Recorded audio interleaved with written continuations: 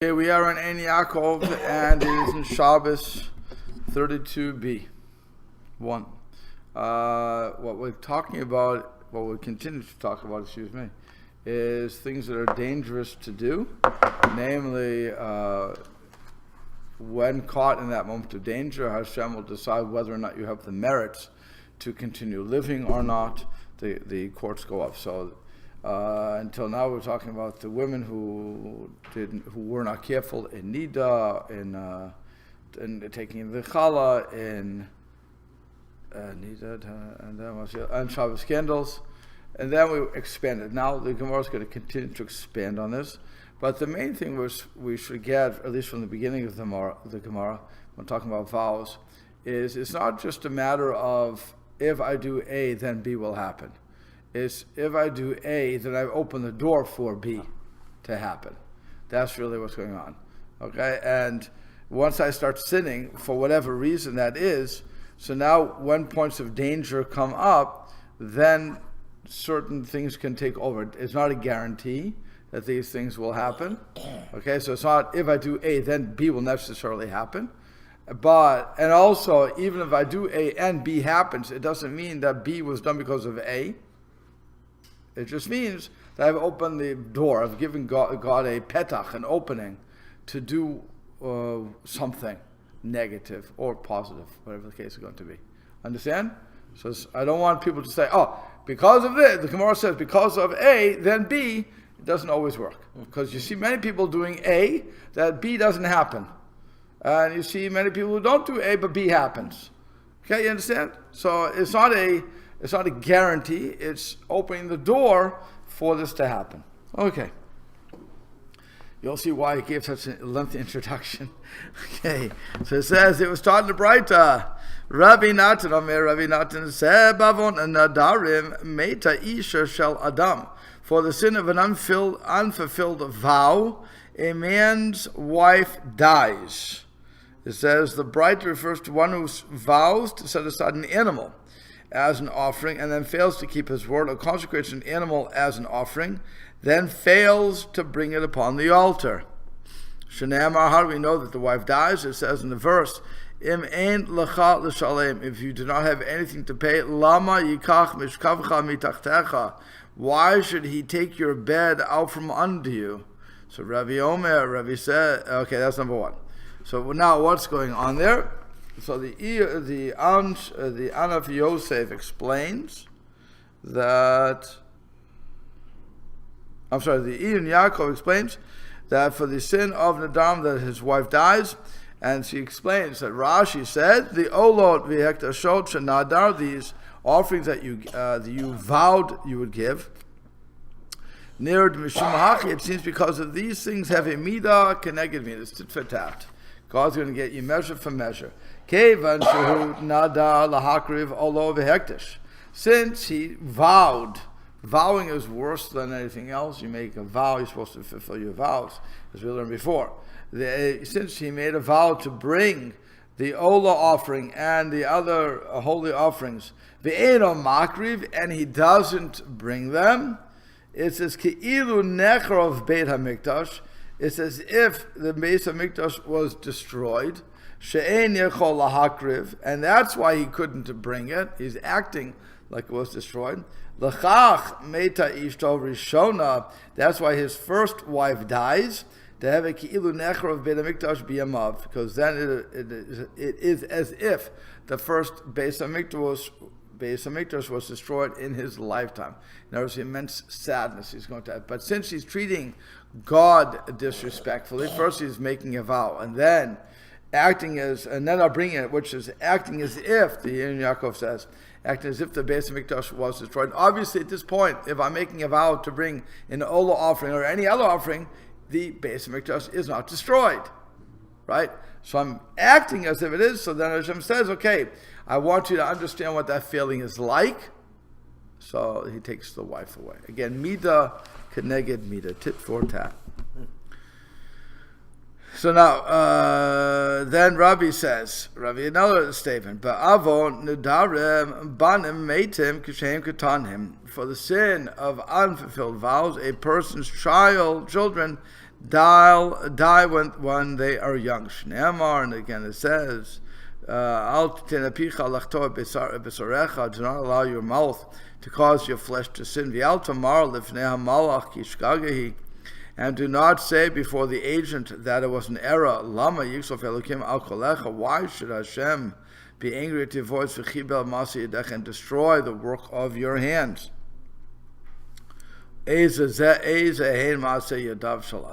Now, what are the works of man's hands that the verse is referring to? Hevi Omer, Banav, Uvnotav, Shal Adam. One would say they are a man's sons and daughters. Thus, the verse is saying that one's children can suffer if one allows his vow to remain unfulfilled. We're only talking about a minor. It cannot be a bar mitzvah or a bat mitzvah, because at that point they are responsible only for themselves, and they cannot be punished for their parents' indiscretions. Okay, so that's, by the way, if God forbid a teenager dies, is on them, not on the parent. So even though the parent wants to take the blame for it, because all parents are guilty-ridden that way, and it potentially could be the problem. I mean, maybe they did something, I don't know, but they're not dying for that. Okay, it's I know of a case where the child was driving the parent's car, maybe his own car. I forget whose car it was. It's been many years ago already. Anyway, there was a head-on collision. 18-year-old kid, well, everybody, and head-on collisions, everybody dies for the most part. So, but the kid was 18 years old. Parents never forgave themselves. Why? Because they didn't force him to put tires in the car. Apparently the tires were bald, and there was no way to stop. Now, in a world of hashkafa, either the child was supposed to die that day or not. Right? It's not a matter of, we can use all these different machinations, but really it wasn't their fault. It wasn't in their sin. You could say, now if you want to argue, the kid wasn't keeping Shabbos. Why was he keeping Shabbos? Because the parents didn't keep it. You can argue what you want. Yeah. Okay, but it becomes a point of, too many things removed from that. So that's why I would say in that case, it wasn't the parents. The child died for whatever reason Hashem had. That child died. Maybe that was his mission on earth was complete. I don't know what the reason is. Nobody knows what the reason is. But the point is, you can't say that child died because of the father not doing, or the mother not doing something. In this case, the father. So Rashi, so they explain here that the plain sense of the verse deals with the flesh and blood creditor. Exegetically, though, the creditor is seen to be the Almighty. Thus, the insinuation is that one does not pay the offerings he has vowed his bed, a metaphorical allusion to his wife. Okay, that's the first one. Maybe taken from him. Ecclesiastes, there's a boy, there's the children. The context in this passage deals with vows. The particular verse is understood to be saying, do not allow your mouth, by virtue of uttering vows that you will not fulfill, to jeopardize your flesh, and your children, for you will not be able to say to the agent, the temple treasurer, that you undertook the vow mistakenly, or in unwitting haste. As a general rule, Hashem does not punish children for the sins of their parents. Rather, each person is punished for his own transgressions. This indeed is stated in the pasuk where it says, "Each becheto yumatu," that each man dies in his own sins. However, Rashi, explains that this applies only when one is, in the words of a verse already, a man, an independent adult. When one's children are minors, they are seen as elements of their parents' domain and are indeed subject to harm as a result of the parents' misdeeds. Alternatively, it is possible that the Gemara does not mean to say that a wife or child who is not deserving of death will die as a result of her husband's or father's sins. Rather, the Gemara means to say that the wife or grown children are deserving of death for their own sins. The merit of the husband or father who, if he was deserving, could cause their lives to be spared because he would not deserve to undergo the anguish of losing a loved one, cannot protect them if he is guilty of the sin of unfulfilled vows. There's another way to look at this, right? So now it's all these stories that we hear of the person and his dream going to heaven, and suddenly he hears a sign, a voice from behind the curtain saying, "It's not time yet, go back." And it's his father's voice or whatever his voice. So that it could be, again, the merit of the father saying, "No, it's not time," even though he is deserving of it. I don't want him to come yet. I'm using my trump card. And so you can't use certain words anymore without laughing. But okay. Expressions, but it's that's what he's basically doing at this point. So that's two ways to look at it. And another thing I was going to say was, what was it?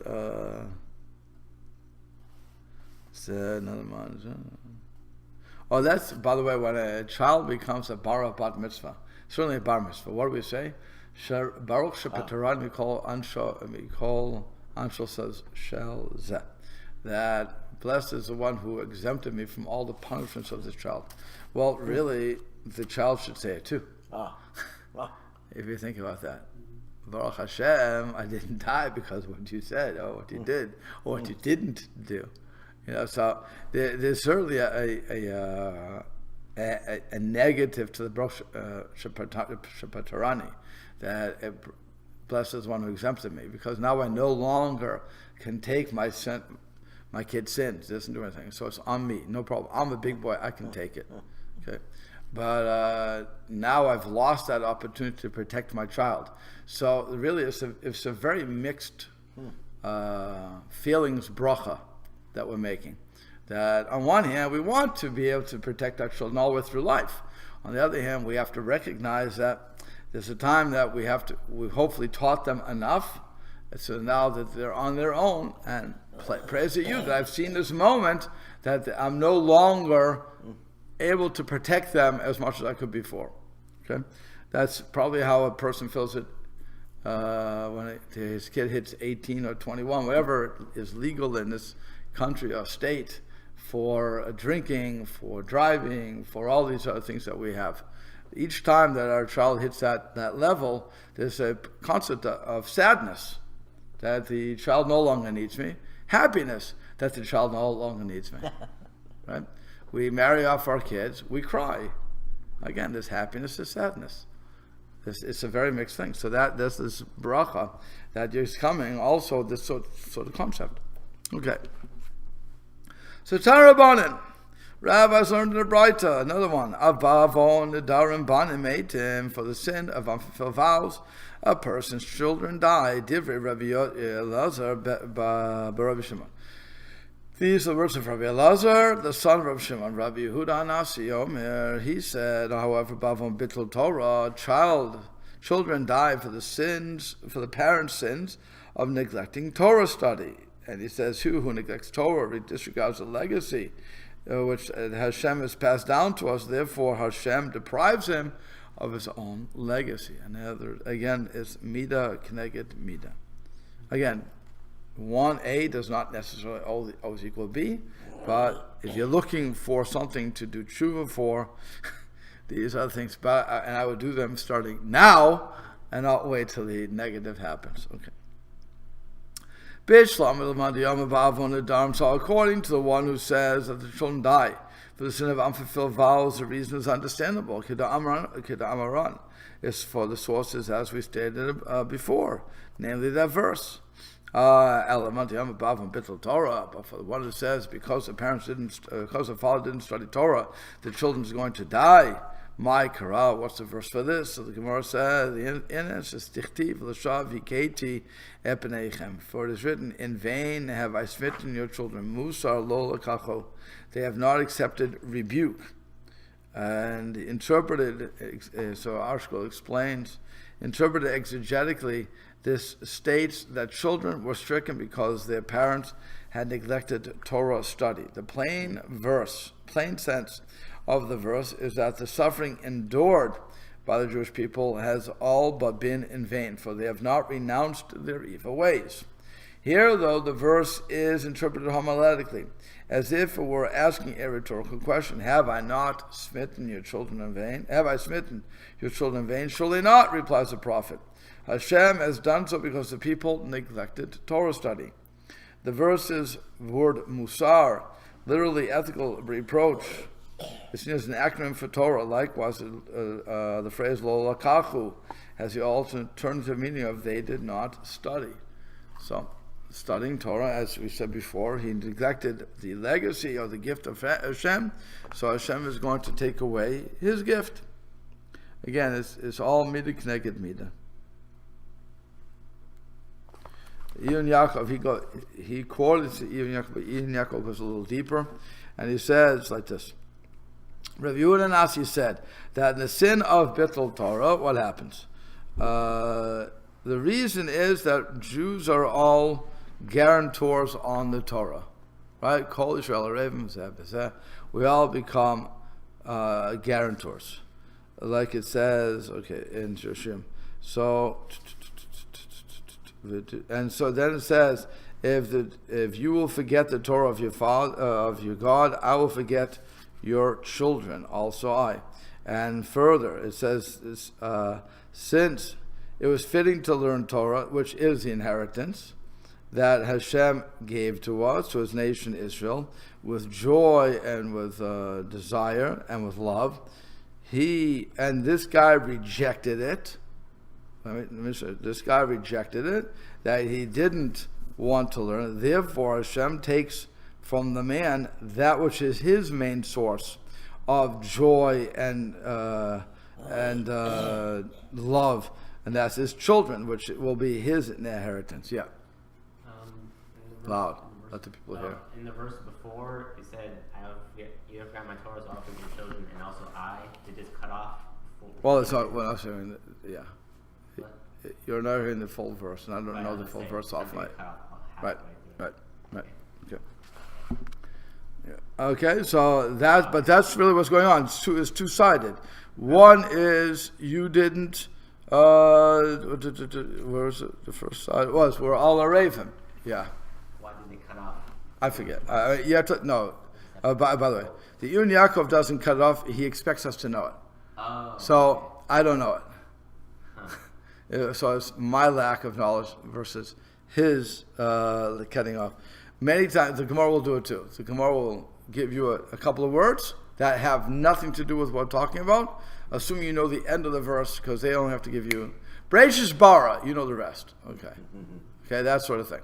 So when the rabbis in the Gemara, they expected the simple guy on the street, the ignoramus, knew the Torah Baal Peh. How far we have dropped. Okay, so that was what the expectation was. And that's what they say. The simple Amaretz knew the 24 books of the Torah of the Bible like that. Boom, done. Okay, so they could quote it back and forth, and so when somebody said something, they could hear it.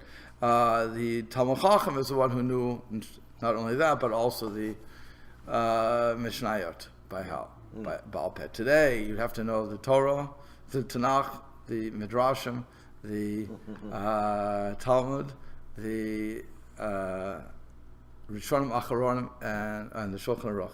At that point, you could maybe be a Talmud Chacham. Maybe. I'm not sure. Anything else, you're an Amaretz. Okay. So, for the most part, every single Jew out there is an Amaretz, according to most people. We're all in good company, I guess, right? Yeah, Rashi says that he learns it from the gifts for the Kohanim. The Kohanim had 24 gifts. It's filled the Torah, it's given 24 gifts. So he says, and so we have to decorate ourselves with the 24 books of Tanakh. So that's how we have to do it. And so really the 5 books, Mustama, everybody should know. And yeah, people don't know that. I don't know why, but people don't know the 5 books. And I'm not talking about just the verses. I'm talking about the storyline, everything else. You don't have to know the verses about Baal Peh. We're not really allowed to, really. But you should know them. You should know what the sense of the verse is, and with the commentaries. Even if you just to say Pasha to Rashi is not as easy to say either. But at least with Rashi, okay. If you know Rashi, you know basically all of the Chumash. Then people have to take upon themselves to learn Tanakh. That is extremely difficult. Even though it's online, it's all over the place. There's really no reason for anybody. It's OU. It's really YU, OU, any U. It's they have it all over the place, and people could learn it, and it would take 10 minutes to learn from the. You listen to the even while you're baling hay, you put on your what do you call it, your earbuds, and you listen to the Torah tapes. Say it again. Probably not a good idea with baling hay, but yeah. I don't know. What's the difference? No, like the strings and stuff. You know, it could be stringless. Okay. Yeah, You're old fashioned already. Strings. You could. It's all wireless. Okay. And then, but you also have daf hayom. I mean, again, everything is online in the ear, literally in the ear, and you just have to tap in. So, but that's why they don't quote it. That's why they also said in the Gemara, Kedamaran, like we said before. If you know what we said before, well, I just said 5 minutes ago. I'm not repeating it for you. Okay? So, just go back, figure out what we said before. You understand? So that's really how the commentaries work. So sometimes all you really need is the main context, and that you could get without knowing the rest of the verse in this particular juncture, in this particular case. Okay. So now let's go on further. It says, so Rav Nachman bar Yitzchak Amar. Nachman bar Yitzchak said, "Leman da'ama v'avan nadaru nami mehacha." According to the one who says that children die for the sin of the unfulfilled vows, this source is also from here, where it says, "Shavi keti et benecham." From when the verse again is it, you can take it as a statement or as a question, but for not in vain have I smitten your children. And he interprets this to mean that they were stricken out iske shav because of matters of falsehood. So he takes it as a statement that you don't have it. You have it or not? I don't think so. No, that's surprising. Okay, because it's all should be here. Okay, so he says that is the reason I smote your children is because of the matters of falsehood. Maybe you didn't learn the Torah. So he says the term iske shav, matters of falsehood, refers to obviously false oaths, an oath to do the impossible or one that contradicts a self-evident truth known as Ishvot Shav. In this connection, the mention of Shav is seen as alluding to unfulfilled vows, a sister concept of oaths taken in vain. So he says, Michti, let's see. Another contradiction. It says, Rabbi Yehuda Nasi Hainu Rebbe. Rabbi Yehuda Nasi is the same as Rebbe. Throughout the Talmud, he explains Rabbi Yehuda Nasi is known simply as Rebbe. He is given this appellation because of the redactor of the Mishnah and the age of overwhelming stature. He was considered the teacher of all Israel. Fine. So, Varabi Bavonadarim Kama, and in one of the brightest above, Rabbi said that the children die for the sin of the unfulfilled vows. Yet, the same person, Rabbi Yehuda Nasi, stated that the other bride said that it's the neglect of the Torah study that caused the death of the small children. So, he says, but the Shamim Rabbi Elazar bar Rabbi Shimon, so when Rabbi attributed children's death to unfulfilled vows, it was after he heard this idea from Rabbi Elazar, the son of Rabbi Shimon. Before this, though, he had attributed to the neglect of Torah studies. So he explains that Rabbi Elazar, the son of Rabbi Shimon, stated above that unfulfilled vows can bring death to children. The Gemara here assumes that Rabbi Elazar actually heard this idea from his father, Rabbi Shimon, who was in turn the teacher of Rebbe. It was likely then that Rebbe would have heard this same idea from his teacher, and at that point he presumably accepted it. Before hearing it, though, Rebbe had held that the parents' neglect of Torah study was the spiritual cause of children's death. Okay? By the way, I give everybody a fair warning. At the death of Chas v'Shalom, you ever go to a Shiva house, never, ever, ever, ever use these lines. Okay? Yeah. These lines are for us as pedagogical tools to get the fear of heaven in us, to learn Torah, and to keep our words, and not to say, and that's why it's better not to say anything, not to say, I swear I'll do something, versus just doing it. Nike has the best ad campaign ever. Just do it. Okay?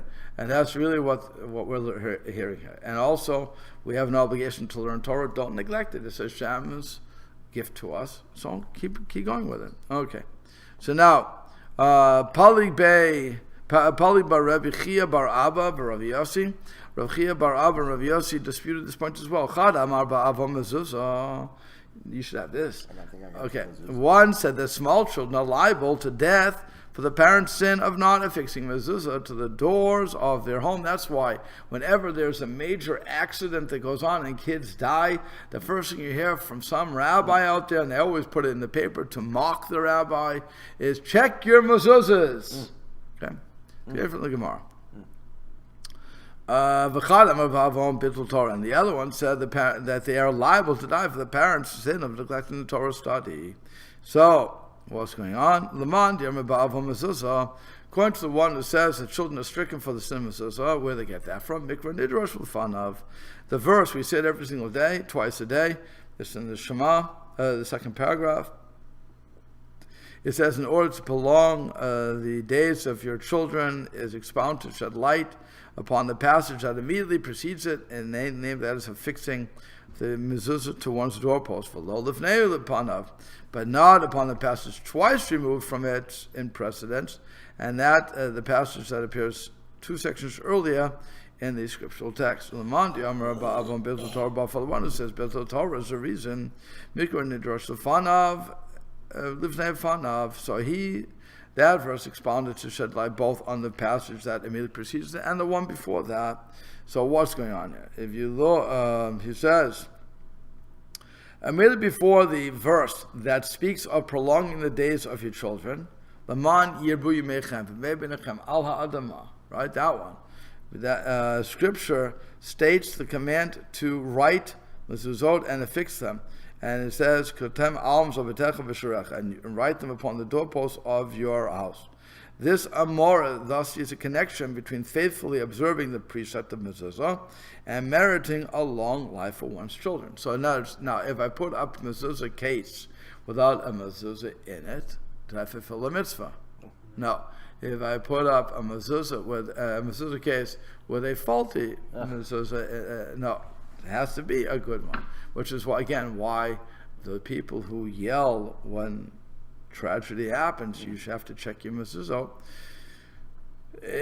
While it sounds cruel and it sounds stupid and infantile, to really just get in from the Gemara, and they're so immersed in the Gemara and so much they want to help everybody out. That's why they yell from the rooftops.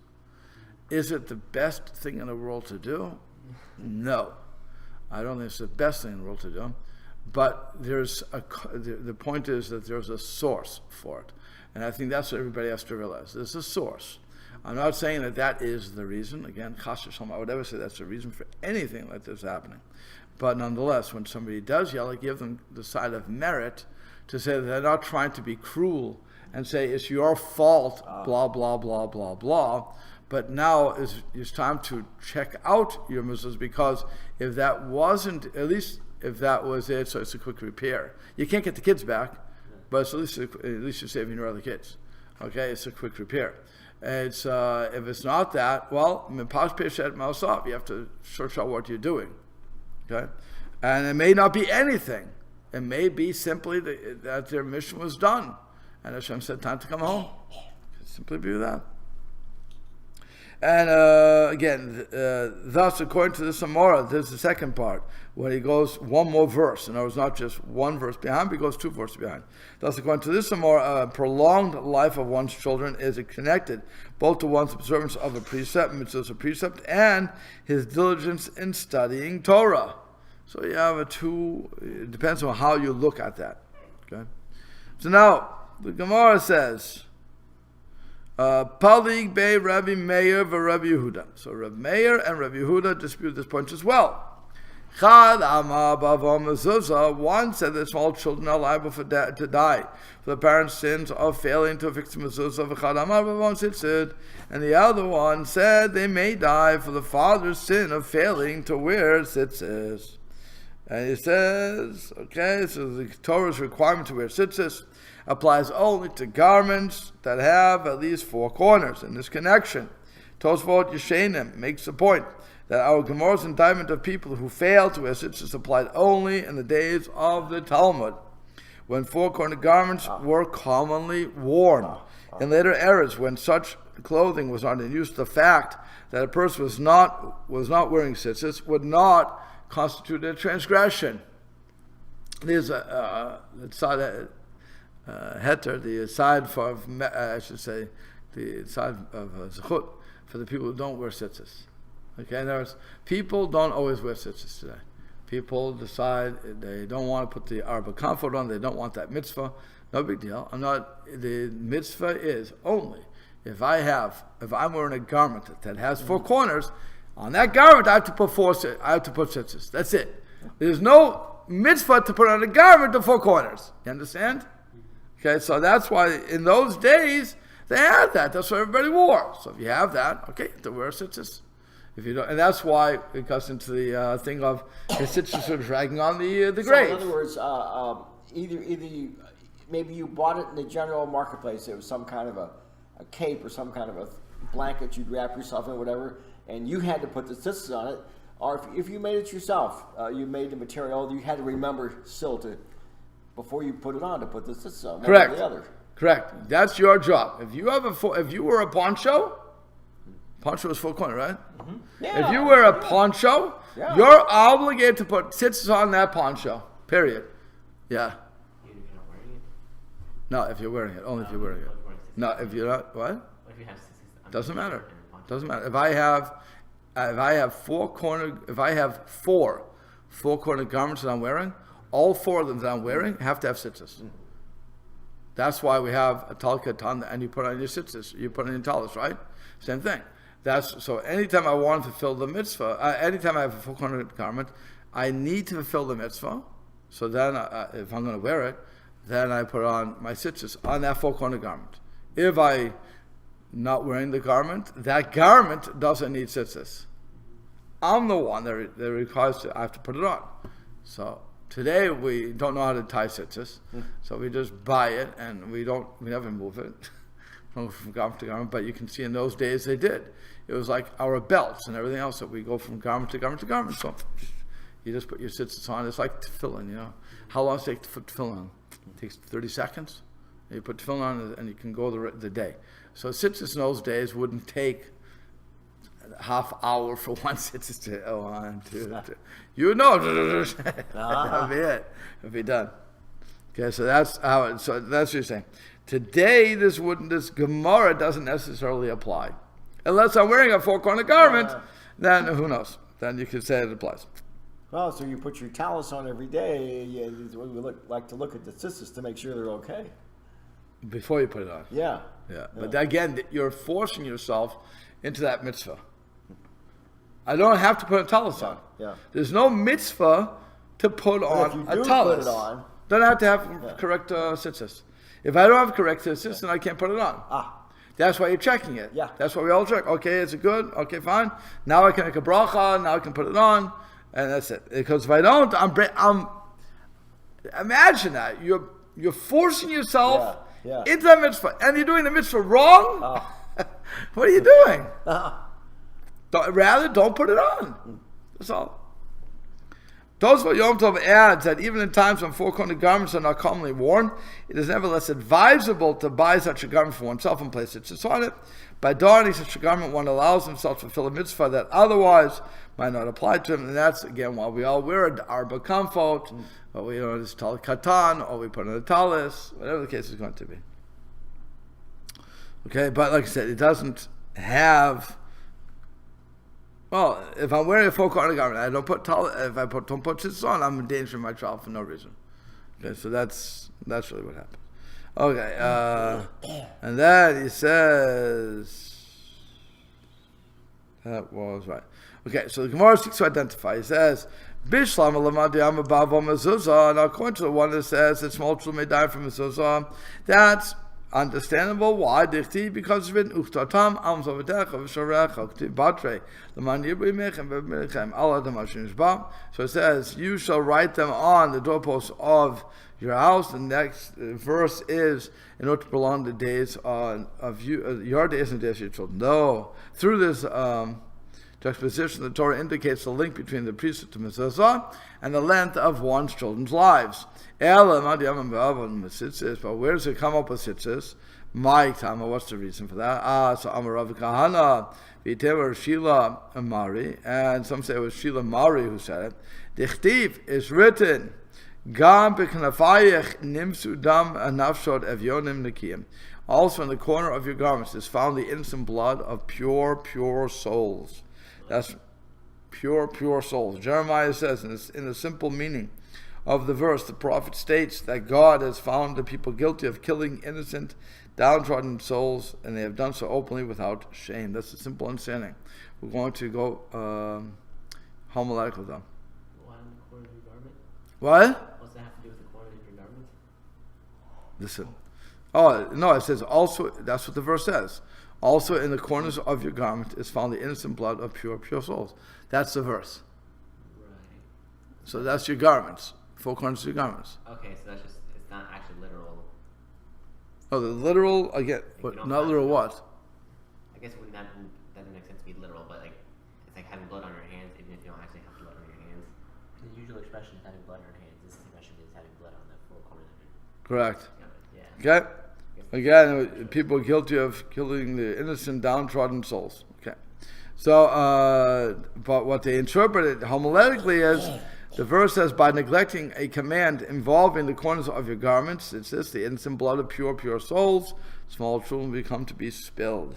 So that is how you interpret that homiletically, to learn that you have to, that tzitzis is one of the reasons that not wearing tzitzis on the 4 corners of the garment would cause, God forbid, cause a child to die. So Rav Nachman Bar Yitzchak Amar Laman B'Yamav Mezuzah Nami Me'acham, according to one who says the children die from the sin of Mezuzah, so it's also from here Dichtiv, as it says, Lo Machteret Matzatim, I have not found it by a secret search. This indicates that Sha'asu Petachim Machteret, they made doorways like tunnels. So what's going on there? The end of the verse states, Lo Machteret Matzatim Ki Al Kol Ha'ila, I have not found by a secret search, but by all these. Al Gemara interprets that the word Machteret in the sense of tunnel and reads the verse homiletically. God is saying, so to speak, that He has found the doorways of our homes lacking. They have no mezuzot upon them, just as if they were tunnels. Arch doorways, they don't need Yes. Pathways that have no doorposts whatsoever. For all these sins, the verse concludes, children will be stricken. This phrase, for all these sins, refers to all the transgressions that have been enumerated, and implicitly refers to the punishment mentioned earlier, namely the death of children. Okay, so the rabbis were really going, the Gemara here was really going at length to say what the dangers are when people don't do certain things. Now, let's not forget, once again, I have to keep saying this over and over again, that it's not a guarantee. There's many people who don't wear tzitzis, who don't have mezuzot, and their children do not die. They don't have mezuzot on every one of their doors. The halacha is to have it at every single door of your house, not just the front door and the back door, as the conservative world, at least when I was brought up, I don't know. Yeah, I never saw anybody. I never saw the rabbi's house, so I don't know. I'm guessing the rabbi probably had in every room, but I don't think, when you grew up in the Reform world, they had mezuzah only on the front door, right? Front door. Only, do they have in the rear door? No, I asked the rabbi one time, we bought our first house. It's just the front door. Just the front, really? Okay. So in the conservative, we at least had in the front and rear. Yeah, Okay. yeah. But when Orthodox said, that's when I had to start investing. Yeah. How many rooms? that's 10 rooms. That's $180. Yeah. Rabbi, what are you doing to me? Okay. In those days, you get mezuzahs for $18. Now it's 36. So now it would be 360. Now it can be 75. If you get a really good one, $75. So it's $750. Okay. Huh? By the way, that's important to know. You know why? If you're making for again, people who didn't hear what you said, the size of the room, if it's not the right size of the room, and I'm putting mezuzah up with a bracha, I'm making a bracha in vain. You don't want to do that. So you really want to know if the room requires one. And that's number one. Number two is, that's if I'm making a bracha. Let's say I'm putting all of them up together. It's still, why do I want to put up in my closet? I can't live in my closet. So if it's a walk-in closet, I really do have to know halacha. or I have to ask the question. I have to know the measurements of the room, what's going on, because I don't want to put up where I'm not obligated to put up, because then it's an I can't think of the word, Hebrew. I'm not translating it right, but it's an embarrassment to the mezuzah. The mezuzah is not being effective there. Okay, it's a mitzvah to put up where I live. That's why I don't put it in my bathroom. I don't put it in a place where it's going to be my pool room. Changing room, not pool room with a, not a billiards room. Okay, I'm not going to put it where there's schmutz going to be there. Schmutz yellow, yeah. Okay, fine. Okay, I'm not going to do that. But like the cows, I'm not going to put it there. It's not becovered. That's how would you say it's becovered. It's not in the honor of, I guess. Yeah. It's not respectful for the mezuzah. Okay, so you don't want to do that sort of thing. So you really do have to know, and that's why I push this on Shabbos. I'll push it one more time. We had the Eruv down, right? So why the Eruv go down? Blah blah blah. Was it ever good? Now there's a whole shaila going on here in this town. Why don't we all know? Because nobody learns the laws of Eruvin. It's that simple.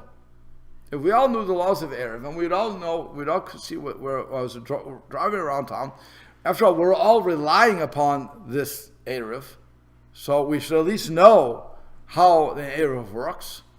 And yet, we rely upon the tzaddikim of town to tell us, and then suddenly they say it's not working. Okay, we rely upon that too. But really, if we all knew what the law was, we'd all could be looking at the lechi and everything else and saying, wait a second, I have a shaila, why this, why this, and so on and so forth. And so what you have to deal with those questions. Guess what? Welcome to the world of the rabbinate. But it's that's something that we really have to start working on, laws of Shabbos, laws of everything.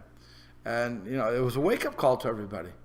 And we really shouldn't just rely upon ask the rabbi sort of thing. We should, again, that's what I was saying, the more we know, the more specific the question become, the more specific the answer will be, and you'll realize, when you go to a doctor, I was talking to my kid today about going I had to bring my car in because my brakes went. Okay, so what happens? You drive your car in, it slides into the place, and you hopefully stops before it hits the wall. Okay, fine. And I said, so where does the brake fluid go? I couldn't find where you put the brake fluid.